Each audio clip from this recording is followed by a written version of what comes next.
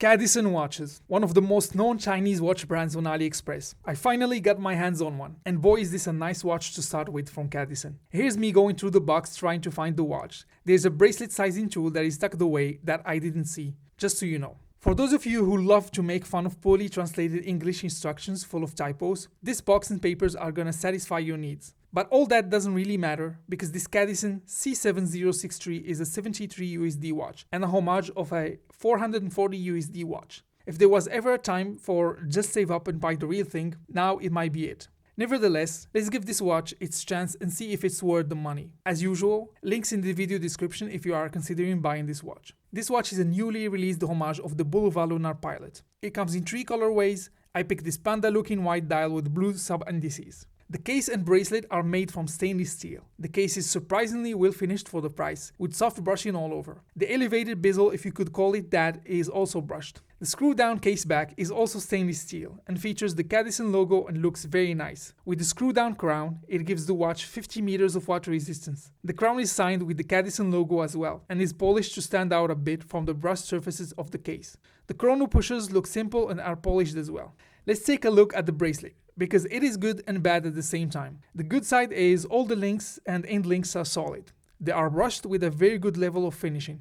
The articulation is very nice and comfortable. Generally, I hate butterfly clasps, but this one is decent. There are no micro adjustments or half links, so you need some luck to get a good fit, just like I did. More on that on the wearability section. But Cadisen in their infinite wisdom chose a 19mm lug width, which for me doesn't make much sense as 1 extra millimeter never hurt anyone. I don't have any 19mm straps, so I need to buy new ones exclusively for this watch. They say life is too short to complain. Let's move to the exciting stuff, shall we? Before we do that, life can also be too short not to leave a like if you are enjoying this video. Also, you can subscribe for more videos in the future. I love the dial on this Cadisen C7063. It's a white textured dial with applied indices. The Cadisen logo is printed in black above the pinion. There's an outside chapter ring and a blue tachymeter scale. The indices are button style with double markers at the 12 and small rectangles at the 3, 6 and 9 to accommodate for the subdials.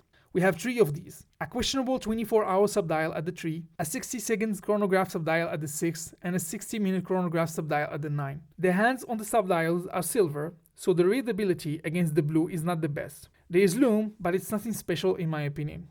The minute and hour hand are pencil style, and the chicken seconds hand has a small triangle at the tip. This watch is powered by the Seiko VD53, where the chicken seconds hand is the central one, not the subdial at the 6. This kind of goes against the use of the tachymeter, or at least that's what I was taught. Because to be frank, I don't really care about tachymeters, I don't use them, I never did, and I don't know anyone who uses them. This movement is on the loud side though. It still feels weird seeing the main seconds hand being the central one on a chronograph.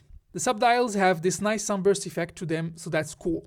There is a ghost date position because Cadisen decided to skip the date window, and thank God for that. How does it wear on my tiny 6¼ inch wrist? I measured this one at 42.2mm in diameter, 48.5mm lug to lug, and 12mm in thickness. These dimensions are good, and this Cadisen wears very comfortable. I didn't expect that with butterfly clasp, but surprisingly, the fit is perfect. Thanks to the female end links and the articulation, it wraps seamlessly around the wrist. Let's get to the pros and cons. The pros are a very nice watch for the price, good finishing on the case and bracelet, good attention to detail with the signed crown and case back, beautiful looking dial with the textured finish. The bracelet is of good quality with good fitment. This watch looks way more expensive than it is. Now let's complain about it. Why 90mm strap width? 20 should be the standard for this case size. I don't think it will make a huge difference in terms of looks, but it will really be very easy to swap. I would swap this movement for the VK63 as it has the central chronograph seconds hand. That movement is also a mecha quartz, so it has those smooth sweeping seconds and chronograph hands. Mine arrived with a small blemish on the end link. It's nothing major, but I need to point it out. I think this is a very nice watch to have in one's collection.